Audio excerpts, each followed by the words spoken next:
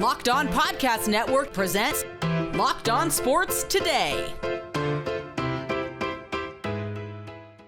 So the 49ers are trading Brandon Aiyuk after all. What's next for San Francisco? Also, the Bengals defensive front took a hit as we go around the league. And Jim Harbaugh's first impression depends heavily on Justin Herbert's foot. I'm Peter Bukowski, starting your day with the can't-miss stories and biggest debates in sports. You're Locked On Sports Today. Searching all major sports. Found. Let's start with the biggest story. The San Francisco 49ers and Brandon Aiyuk have yet to come to an agreement on a long-term extension. And now multiple reports say that it is more likely than not Brandon Aiyuk is traded versus being extended. The ball is in Aiyuk's court, is how multiple reports have now been framed. Brian Peacock from Locked On 49ers joins me now. And Brian, rather than have you speculate wildly about what has changed here over the last couple of weeks, make the case for me that the best outcome for the 49ers is to trade Aiyuk, that's what makes sense here. That is not the best case. And but just make the case that makes sense. There's no case to be made that is the best for the 49ers to trade Brandon Aiyuk now, unless it's the Patriots offering their first round pick and it becomes a top 10 pick next year, right? If they get some offer where it makes this team so much better in the future because what they can leverage with the pick that they get, then I'll buy it. This team is in a Super Bowl window. They've already turned down the 34th pick in the draft before the draft from the New England Patriots. So if a deal happens and it's for less than a first round pick, then they failed miserably this offseason and misunderstood the market, misunderstood what Brandon Aiyuk would be willing to do. And it would seem to me, if reports are correct that the Niners have offered 26 and Brandon Aiyuk wants 30, how have you not done a deal yet for $28.5 million? Yeah. Especially with all the wide receiver contracts that have come down since those reports. Like, I don't see how you can't get a deal done if Aiyuk wants to stay, and the 49ers really do like Aiyuk and they like him enough to pay him 26. And, he's 26 years old. It would seem to me that they would be able to get a deal done. So maybe he's so much of a pain in the ass, showing up with his hold in, being around the team, and maybe that's more annoying than even a holdout. And the negotiations have gotten to a place where they believe, you know what, this might be addition by subtraction. This is a great offer we got from another team. Brandon Aiyuk will be happier. He'll get the money he's looking for. Maybe all parties will be better off. Maybe that's the argument you would make, but I would still think it's a lose-lose for both Aiyuk and the 49ers. I think Aiyuk deep down wants his money from the 49ers, but he wants to be a free agent before he's a free agent. It's hard not to think of some of the things that Devontae Adams said in the receiver series on Netflix, the negotiations with the Packers, and we talked about this a lot when on Locked On Packers about this. He was saying, look, at a certain point, it got to where the numbers we were just never going to work, and I needed to be gone. And if that's where they are, where Brandon Aiyuk is going, look, they're just not going to get to my number. And at a certain point, I'm sick of taking offers that are not where I want to be. I want to be out. I think if you're the 49ers, and tell me what you think of this, you go, look, maybe he is worth $30 million to someone else. He's not worth $30 million to us. We have Kyle Shanahan. We have Deebo Samuel. We have Christian McCaffrey. We have George Kittle. We have Brock Purdy. We have everything institutionally. We can throw in Ricky Pearsall and get 80% of Brandon Aiyuk. So let's let someone pay us the value of a $30 million receiver, and then they can pay him $30 million. It's not worth it to us. And we're maybe one of the few teams for whom that's true. Yes, and clearly he's not going to get the volume of the other receivers in the NFL that are making $30 million. So they've already told us that that's right. Not how they plan to use him. And the 49ers aren't going to be a high-volume passing game. But I look ahead to 2026 and think, okay, Kittle's the wrong side of 30. Deebo would seemingly age much worse and is 2 years older than Brandon Aiyuk already. Christian McCaffrey, best running back in the NFL, but best running back in the NFL becomes unemployed quickly in this league. Mm-hmm. And Trent Williams is 36. He wants new money, by the way.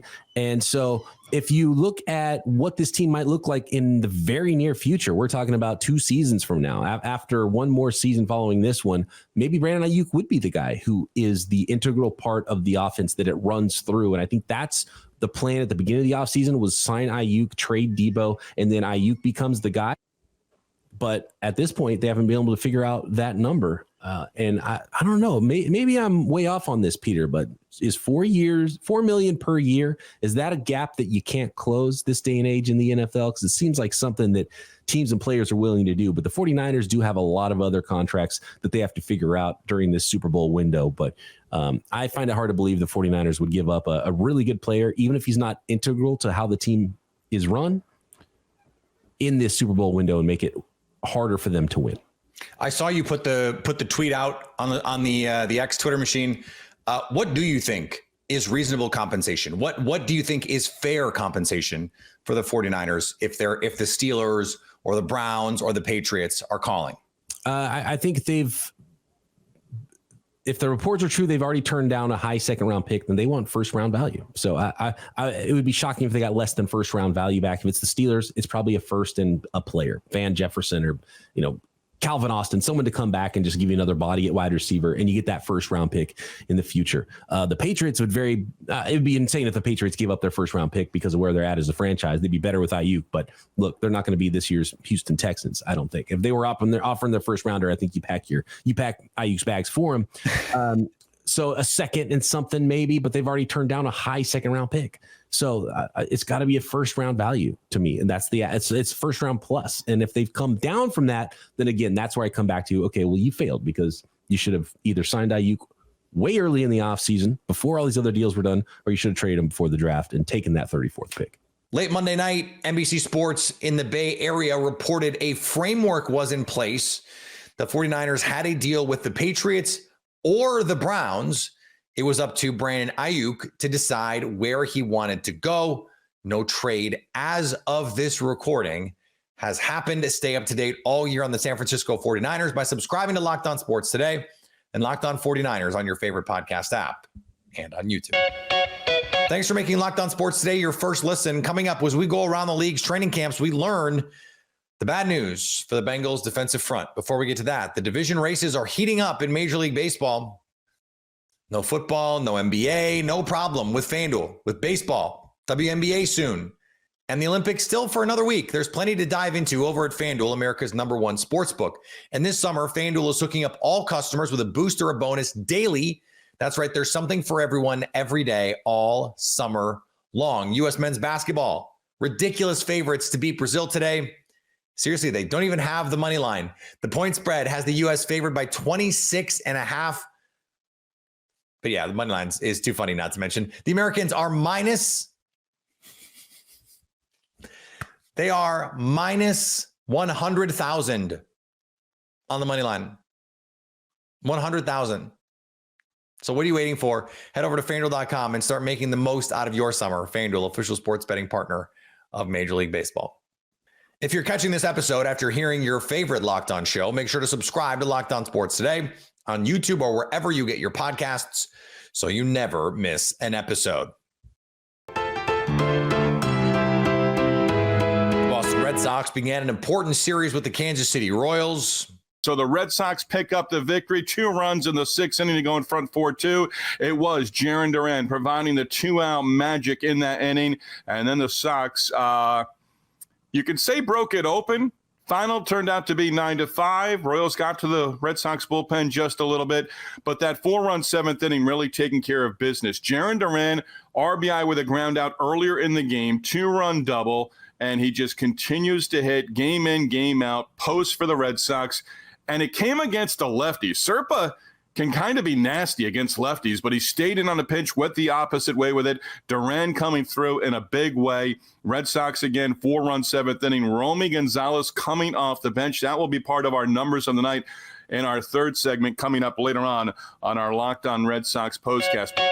Meanwhile, the Minnesota Twins travel to Wrigley Field for a crucial series to keep pace with the division-leading Guardians.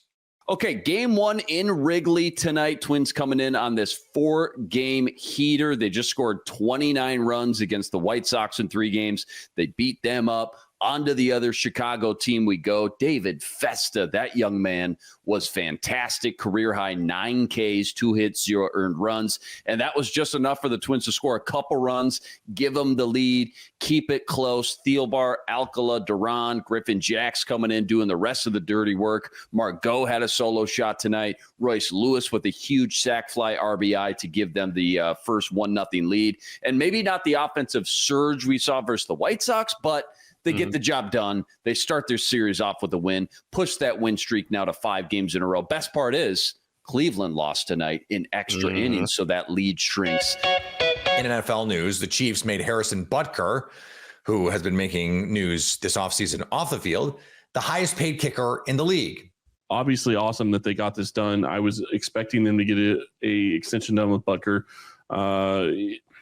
Puts him as the highest paid kicker, but he deserves it. I mean, go look at what he's done for this team time and time again. Yeah, he had a down year in 2022, but he was injured most of the year. And look what he did in 2023. He missed, I think, maybe 2 kicks the entire season and went 6 for 6 and 50-yard field goals late in the season and in the playoffs. I mean, he's clutch. And you don't have a Super Bowl ring if you don't have Harrison Butker on this team.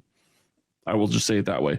Look at what happened to the Buffalo Bills kicker who had been good all season long and missed a field goal against the Chiefs. Not going to say that cost them the game, but it really made it hard for them to have a chance to win. And Jim Harbaugh played the ignorant card when asked about the violations at Michigan. Yeah, I do have a comment on that. Never lie, never cheat, never steal. I was raised with that lesson. I have raised my family on that lesson. I have preached that lesson to the teams that I've coached. No one's perfect. If you stumble, you apologize, and you make it right. Today, I do not apologize. I did not participate, was not aware, nor complicit in those said allegations. So for me, it's back to work and attacking with an enthusiasm unknown to mankind. The Bengals are dealing with a depleted defensive front after some bad news on edge rusher Cam Sample. Locked On Bengals has some thoughts on how they can address it. A unit that we already had questions about. Now we're talking about the first defensive end, second defensive end, starting nose tackle. We're talking about DE3 / rotational DE that kicks inside, or DT that kicks inside sometimes, and Cam Sample. Like there's some little things, and then obviously the Cam Sample injury makes it really tough. So yeah, I think they will, and who is interesting. We can have that conversation probably another day. We haven't looked at the free agent pool. There are some names that I'm sure you're going to mention in the comments right now as I'm talking about it. But without looking in more depth, I'd want to wait and see who they could potentially target without naming potentially a familiar face, which everyone will do. I've already had questions about Carl Lawson. See, everyone will do that. Yeah. I've also had people on the same vein. Oh, hold on. Justin Smith? Are you Justin Smith? No, I'm just kidding. Carl still has something left. And actually, if they could get Justin Smith, you know how nasty he would be. I wonder what kind of shape Justin Smith is in. 2004 Justin Smith in 2024 would be insane. The Saints saw a balanced performance in their most recent camp practice. Another successful day for the New Orleans Saints offense in situational drills. I'm Russ Jackson, host of the Locked On Saints podcast. Honestly, there was a lot of good all around for the New Orleans Saints today. Derek Carr led an end-of-game 2-minute drive for a game-winning field goal. Spencer Rattler did the same. Unfortunately, the field goal, which was 46 yards away, was missed, but did a good job getting past the 4th and 5, getting the team into field goal range, and setting them up for success at the end there in the drills. But we also saw a really nice interception from Shamar Jean-Charles. We saw nice plays from Chris Olave all day, who just could not be covered. A nice wide open catch and run connection between Spencer Rattler and wide receiver Cedric Wilson on the run over on a bootleg to the right. Really, really nice stuff from the pass rush again. This just felt like everyone was just kind of on as the New Orleans Saints got back to padded practices here today on this Monday. They'll have a day off tomorrow, then they're right back into pads ahead of their game this weekend up against the Arizona Cardinals. Football is almost back. Make sure you subscribe to Locked On Saints podcast for more. The Jaguars saw a surprising defensive player impress. After being talked about before practice by defensive coordinator Ryan Nielsen, Andre Sisco goes out and has a day. I'm Tony Wiggins here with Locked On Jaguars. We're at your team every day. Andre Cisco, man, had a good practice, a great practice, 3 interceptions. He intercepted each quarterback one time. I'm thinking that if David Garrard and Mark Brunell showed up, he would have got them too with the way that he played today. But it adds on to the thought that Andre Cisco is going to be one of the biggest beneficiaries of the new scheme and the way that they play defense. And Ryan Nielsen talked about him, how he's always where he's supposed to be, how he's coachable. He's a really, really good athlete. And now there's going to start being another conversation about who's next to get paid. And I think Andre Cisco has put himself in line to be that guy. Make sure you check out Locked On Jaguars, where it's your team every day. We always thank you for making us your first listen. And the Colts, they're just like us. They're just trying to beat the Heat. Day 7 out here, Indianapolis Colts training camp, and it was a sluggish one for the offense, to say the least. And the defense didn't really capitalize on it all that much. It was super hot out here, about 88 degrees, and the pads were on, and guys kind of played like it. The passing game wasn't super sharp, but there were a couple big plays that kind of salvaged the day for the offense. Anthony Richardson found rookie A.D. Mitchell for a 30-yard gain along the right side. Had Richardson led Mitchell a little more, it probably would have been a deep touchdown. Mitchell was all alone, kind of burned the defender. And then near the end of practice, Richardson found Michael Pittman Jr. on a touchdown, about 25 yards out, little back shoulder in the end zone. Really nice play. So today, not a great day, but tomorrow they will be back at it at about 2 o'clock, looking to bounce back. Catch us on YouTube and wherever you get your podcasts. Stay up to date on all the training camp news by subscribing to Locked On Sports Today and Locked On NFL on your favorite podcast app and on YouTube. And go check out Locked On NFL's new 24/7 streaming channel on YouTube. Coming up, the Chargers' capability to make a good first impression all hinges on Justin Herbert's foot. The Los Angeles Chargers begin the Jim Harbaugh era this season and want to show right away that it's going to be good. With Justin Herbert hurting his foot, those thoughts took a hit, as Locked On Chargers host Daniel Wade tells Locked On NFL host Kevin Ostreicher. And so you're left piecing together a little bit, especially when you get the announcement from the team, which kind of something that doesn't happen very often. They gave you a little bit of a timeline with kind of a public service announcement saying that he injured his plantar fascia, that he's going to be in a walking boot for about 2 weeks, and then he'll ramp up gradually from there. And I think the big distinction here is it's a plantar fascia injury, not plantar fasciitis, right? Which is something that is a lot of NFL players have dealt with. And it's a more degenerative kind of lingering issue, something that you might have to just kind of tolerate and manage, as opposed to just letting it heal and not having to worry about it. So I guess that's good news. The hard thing is we don't really know the extent of the injury. The fact that they're saying they believe he'll be ready for the regular season is great news. If it comes down to a pain management thing, Justin Herbert has already shown that he is able to go out there and it won't affect him too much. I think the hard thing here, Kevin, is it puts you in a really big predicament at the beginning of the season, because they're saying, hey, he should be ready, but we never know how that story is going to end, right? We don't know if that's the end of the story or not. And you have 2 weeks to start your season against the Raiders, against the Panthers, where if it's Justin Herbert, you're feeling really good about winning those games. If it's Easton Stick, not so much. And I just don't know, in the first year of a Jim Harbaugh kind of rebuild, Joe Ortiz rebuild, if they can afford to lose games like that at the beginning of the season, that they, some of their easier games on paper of the year. So I think it just puts them in a predicament of, okay, hey, we want to be super cautious with this, but this is also probably not a team that can afford to drop 2 games at the beginning of the season against the likes of the Raiders and the Panthers. So I think we'll find out more as it keeps going. Right now, I believe he will be back for the regular season. I don't think he's going to be too hampered by it, because the weird thing is in the practice that happened, he never left practice. And it was also a practice when he was running the football a lot of scrambles, some designed runs even. After practice later on, he got diagnosed from it, but never actually had to leave the practice. So he dealt with the pain. Okay, then you'd have to think with some rest and recovery that he should be able to tolerate it. It's just, hey, will he re-aggravate it? Will it be something that remains to be a story the rest of the season? I don't think it will be, but if they have to kind of push him back in to get him in for these first couple regular season games, who knows, right? And it's a hard thing to do when you're trying to make a name for the new era and get things off to a good start. I know that there's this idea that there's a lot of pressure on the Chargers to make this work right away, and that they might rush Justin Herbert back as a result. I don't see it that way at all. The expectations right now, at least the consensus, is that this is not going to be a playoff team. They are plus odds to make the playoffs. That's not a team that needs to rush their superstar quarterback back for week 1. And Jim Harbaugh took this job understanding that. Yes, they did some salary maneuvering to keep Joey Bosa and Khalil Mack when it looked like one or both could end up on the market. But they also let their big receiver, Mike Williams, go. They traded Keenan Allen for a song to the Chicago Bears. They are reworking this team in a major way.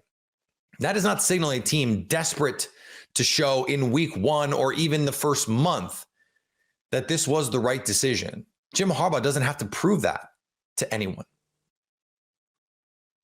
They're not going to rush Justin Herbert back. And Justin Herbert, I hope, doesn't let them rush him back. This is a long-term build. And I think they're going to handle it that way. And finally, Daniel Jones was only recently cleared for football activities as he recovers from a torn ACL. On Monday, he sparked a fight with the Lions. Does that count as football activities? Anyway, Giants center Greg Van Roten got pushed into the ground after a play by Lions defensive lineman Aleem McNeil. Jones responded by shoving McNeil in the back. That led to the scrum. Giants fans are constantly looking for a spark in Jones' game. I'm not sure this is what they were talking about, but I'm sure they love to see the competitive spirit. Coaches hate this stuff, but also secretly love it. It's one of the best things. If you're catching this episode after hearing your favorite Locked On show, make sure to subscribe to Locked On Sports Today on YouTube or wherever you get your podcasts so you never miss an episode. Also, if you're a new subscriber to Locked On Sports Today, we're here for you with the biggest stories in sports every day. Coming up on the next Locked On Sports Today, who will emerge from a crowded National League? So at least until tomorrow, stay locked on sports today. Locked On Podcast Network presents Locked On Sports Today.